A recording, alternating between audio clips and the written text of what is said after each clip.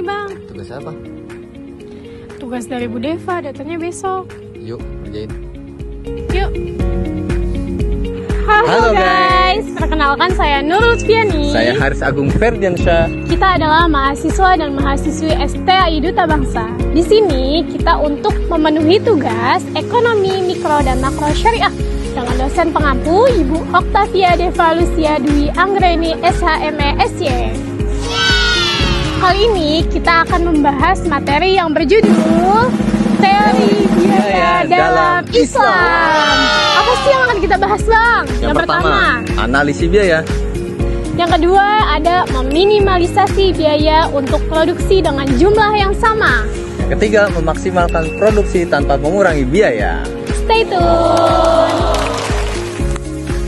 Teori biaya di dalam Islam adalah kajian yang mengenai bagaimana biaya atau pengeluaran ekonomi ditinjau dari perspektif syariah. Ini mencukupi prinsip-prinsip moral dan hukum Islam yang mengarahkan perilaku produsen dalam menentukan biaya produksi dan juga distribusi dan konsumsi. Berbeda dari ekonomi konvensional, berorientasi pada efisiensi dan keuntungan maksimal semata. Teori biaya dalam Islam mempertimbangkan nilai-nilai etika, keadilan, dan juga kemaslahatan umat. Analisa biaya. Apa sih yang dimaksud dengan analisa biaya? Jadi analisa biaya yaitu proses sistematik untuk mengidentifikasikan, mengukur, mengevaluasi seluruh biaya yang dikeluarkan dalam kegiatan ekonomi, baik produksi, distribusi, maupun operasional dengan tujuan. Yang pertama, yaitu mengetahui efisiensi biaya. Yang kedua, menetapkan harga jual yang tepat. Yang ketiga, menentukan strategi penghematan. Dan yang terakhir, yaitu membantu pengambilan keputusan manajerial. Oke, selanjutnya kita akan membahas mengenai meminimalisasi biaya untuk produksi dengan jumlah yang sama. Gimana sih caranya? Yaitu caranya dengan kurangi waktu atau langkah yang tidak perlu. Contohnya, kita gunakan teknologi otomatis, terus kurangi limbah bahan baku. Itu limbah bahan baku yang gimana sih? Dengan cara memaksimalkan penggunaan bahan dengan desain dan pemotongan yang efisien.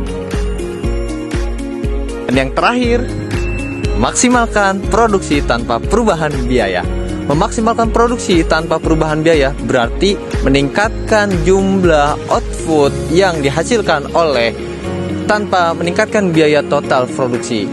Ini dicapai dengan meningkatkan efisiensi produksi yang menggunakan teknologi baru atau mengubah proses produksi untuk mengurangi biaya per unit tanpa mengorbankan jumlah output yang dihasilkan. Memperbaiki cara produksi seperti mengurangi pemborosan bahan biaya yang menghilangkan langkah-langkah yang tidak perlu dalam proses produksi atau menyederhanakan prosedur dapat mengurangi biaya tanpa mengurangi output. Gimana? Udah paham kan mengenai teori biaya dalam Islam? See you!